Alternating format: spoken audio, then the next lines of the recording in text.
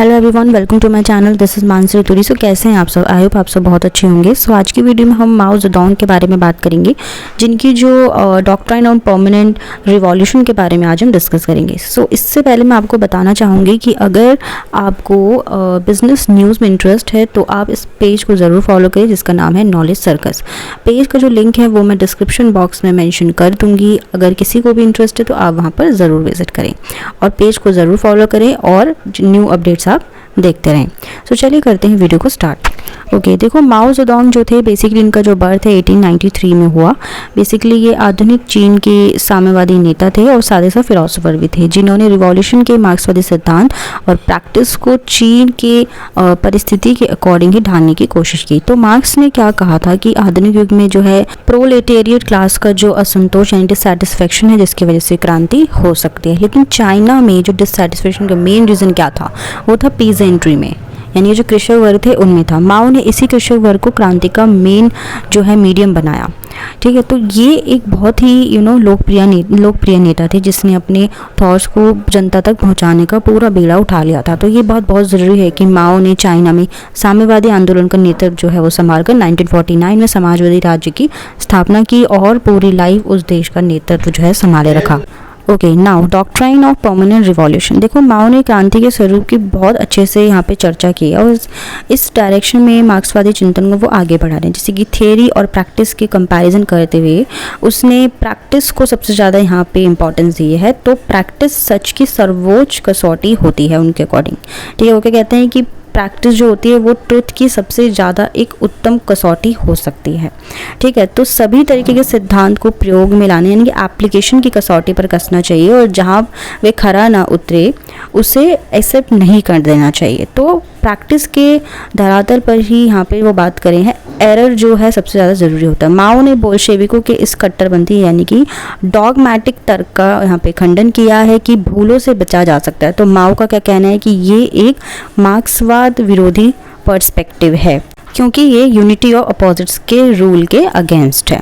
Okay, यानी कि परस्पर विरोधी एलिमेंट्स की एकता। सो माओ ने लॉ ऑफ कॉन्ट्राडिक्शन के रूप में डायलैक्टिकल मेथड की नई व्याख्या देने की कोशिश की है। इसके अकॉर्डिंग सही नीति यानी करेक्ट लाइन का निर्माण इनकरेक्ट लाइन के साथ संघर्ष करके होता है। यानी कि विरोध और संघर्ष, यानी कि जब कोई विरोध करता है, जब कोई स्ट्रगल करता है तो उसके समस्त उसी की वजह से जो है हिस्टोरिकल चेंजेस जो है आ सकते हैं। तो ये जो होता है सबसे ज़्यादा ज़रूरी होता है।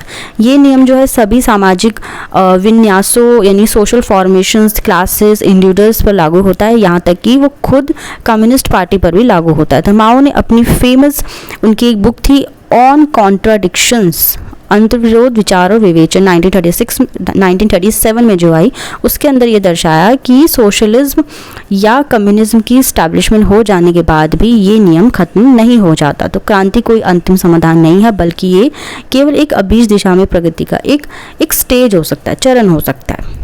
ओके, देखो, मार्क्स और एंगल्स को विश्वास था कि सर्वहारा का अधिनायक तंत्र या डिक्टेटरशिप ऑफ द प्रोलेटेरिएट एक अल्पस्थायी व्यवस्था होगी, क्योंकि इसके एस्टैब्लिशमेंट के बाद स्टेट के खो जाने में ज़्यादा देर नहीं लगेगी बिल्कुल भी।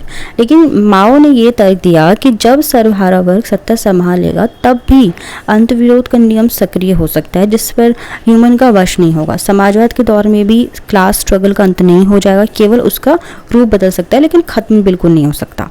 तो माओ के अकॉर्डिंग आर्थिक मोर्चे पर समाजवादी क्रांति हो जाने के बाद समाजवादी व्यवस्था अपने आप जो है सही नहीं हो जाएगी। इसके लिए पॉलिटिकल हो गया, कल्चरल, एजुकेशनल और विचारधारात्मक मोर्चे पर समाजवाद को बढ़ावा देना ज़रूरी होगा, यानी कि सोच के तरीके से, जिसमें लंबा समय लगेगा। इसके लिए कुछ दशक जो है बिल्कुल भी काफ़ी नहीं होंगे, बल्कि इसमें कई सेंचुरीज लग जाएंगी। राइट, अब हम बात करेंगे नेचर और रिवॉल्यूशन की। देखो, माओ के अकॉर्डिंग क्रांति का जो अर्थ होता है केवल आर्थिक प्रणाली को नया रूप देना नहीं होता। समाजवाद ये मांग करता है कि हम चीज़ों के अलावा अपने आप यानी कि सेल्फ को भी क्रांति का सब्जेक्ट बनाएं, यानी कि खुद को भी आप क्रांति का सब्जेक्ट बनाओ। लेकिन ये नहीं भूलना चाहिए कि कॉन्शियसनेस यानी कि चेतना में चेंजेस लाने के लिए मटेरियल ट्रांसफॉर्मेशन यानी कि भौतिक परिवर्तन जरूरी होता है। दूसरी तरफ केवल प्रोडक्शन की वृद्धि पर यानी कि अगर प्रोडक्शन बढ़ रहा है उस पर ध्यान देकर कोई क्रांति पूरी नहीं हो सकती।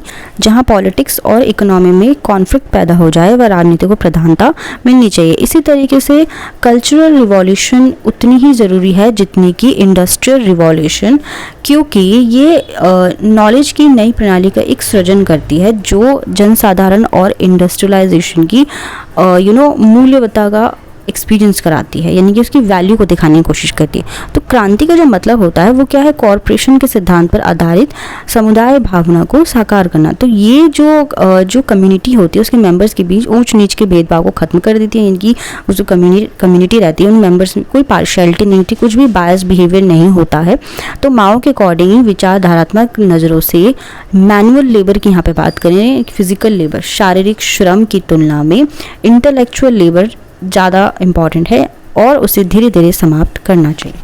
माओ के अकॉर्डिंग जब हम विचारों को देख रहे हैं उसकी नज़रों से मैनुअल लेबर यानी कि शारीरिक श्रम की तुलना में इंटेलेक्चुअल लेबर जो होता है गौर होता है और उसे धीरे धीरे ख़त्म कर देना चाहिए। ठीक है, तो कृषि प्रधान समाज की जब बात हो रही है यहाँ पे, तो पॉलिटिकल प्लानिंग के लिए सबसे पहले यही चीज़ ज़रूरी होती है। ओके, अब कंक्लूजन देख लेते हैं। देखो, जो माओ थे बेसिकली वो मास्टर्स की सूझबूझ पर सबसे ज़्यादा विश्वास करते, यानी कि जनता की सूझबूझ पर ज़्यादा विश्वास करते थे। तो उसने लगातार क्या मांग की कि जो साम्यवादी दल को निचले स्तरों से प्रभाव जो है लेना चाहिए। केवल क्रिटिसिज्म और सेल्फ क्रिटिसिज्म ही जनसाधारण के बीच जो है अंतर्विरोध के समाधान के सही तरीके हो सकते हैं।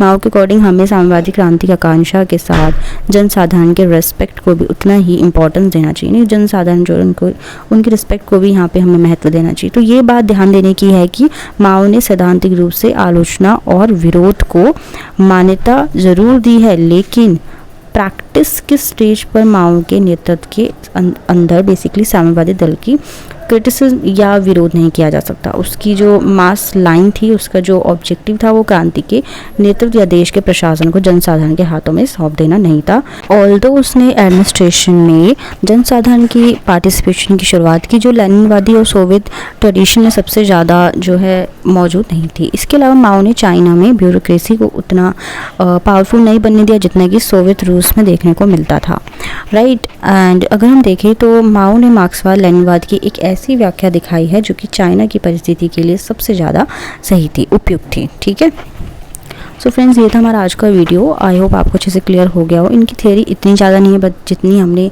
आज पढ़ी ये इनफ है आपके लिए। ओके, अगर कोई भी डाउट, कोई क्वेश्चन, कोई सजेशन है आपका तो मुझसे ज़रूर बताएं। इसी के साथ वीडियो अच्छा लगा तो प्लीज़ लाइक कीजिए, शेयर कीजिए और मेरा चैनल सब्सक्राइब करना बिल्कुल ना भूलिए। मिलते हैं नेक्स्ट वीडियो में। Till then bye bye, take care.